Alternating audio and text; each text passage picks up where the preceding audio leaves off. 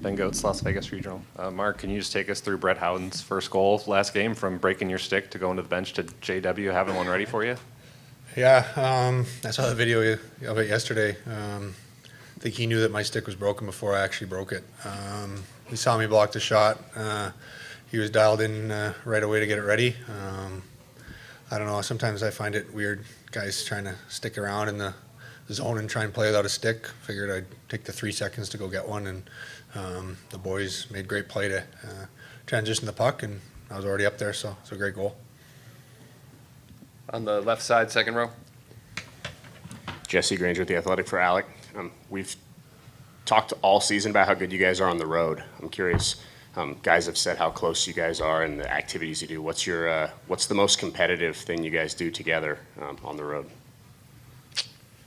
I don't know. I guess in playoffs you have, when you stay in a city for an extended period of time, we have a lounge, or not necessarily a lounge, but our meal room, and then we got training tables, and some of the hotels throw different games in there. So it's kind of been a mix. I think Dallas had Connect Four. There's some pretty heated matchups.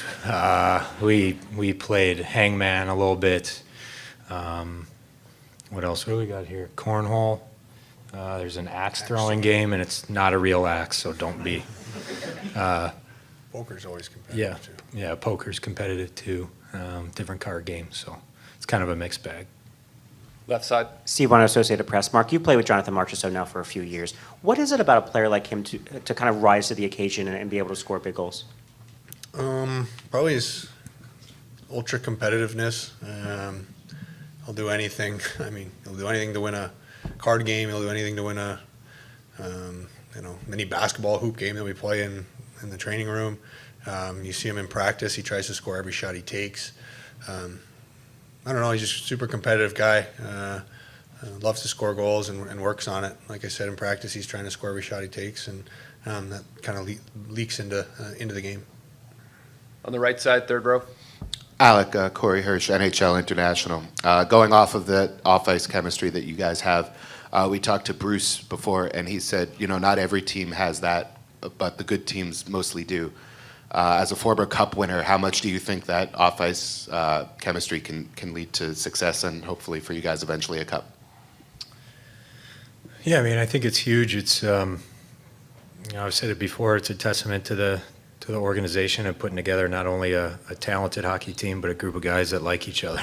I think I've been fortunate to be a part of a couple successful teams, and I think any team that has that success, they certainly get along off the ice, and this here is a special group that guys genuinely love each other, and I think we have a good balance where we certainly have fun. We're hooting and hollering, and if you watch practice today, you could probably hear it.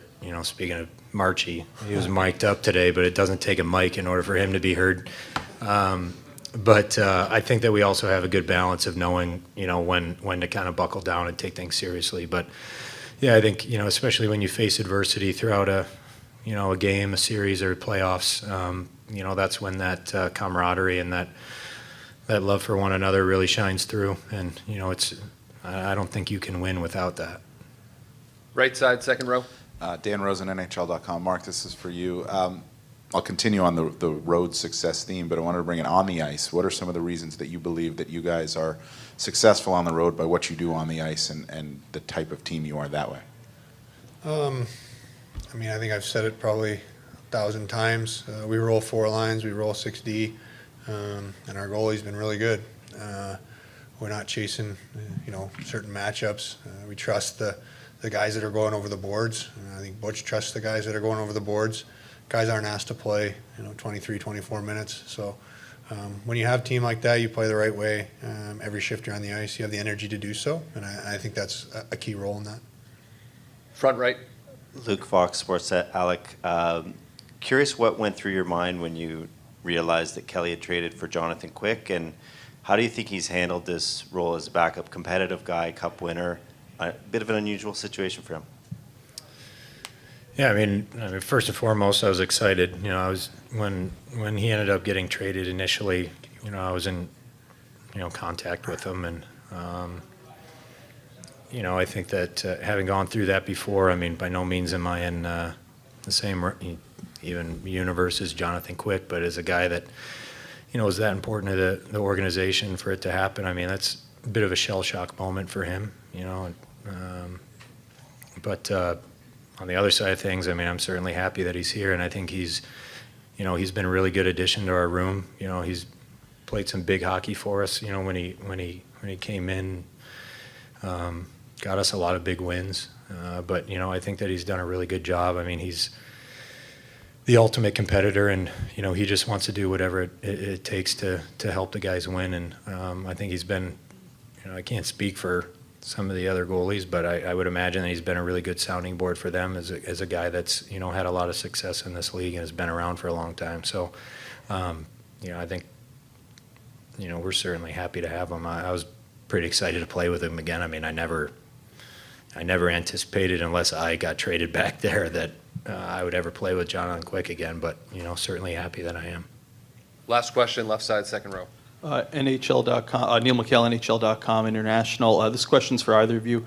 I think heading into this Cup final, we talked a lot about both teams' path here involving having strong road success. You guys were able to, you know, quiet them in the first two games and do your business at home. What do you do now on the road that's made you so effective to, you know, obviously with so much on the line now here? You know, obviously we're a great road team throughout the season, but I thought our home record was, I think it was really good after we came back from the break. So we're comfortable playing wherever. You know, Butch doesn't chase matchups at home really either. Obviously he likes to get certain guys out there against certain players in certain situations, but he doesn't chase the matchup all night, which is, as players, when you know that you're up next, it's a good feeling, right? Sometimes when you're, you know, chasing things and, you know, when their best player gets out there and, you know, you're trying to change the line as quickly as you can, you just kind of get a rhythm. But I thought we've done a good job of just sticking the course no matter where we're playing the game. But as far as home ice goes, I thought we did a good job at just, you know, playing our game, getting our crowd into it when we need to get our crowd into it. Thank you for your time, guys. Thanks.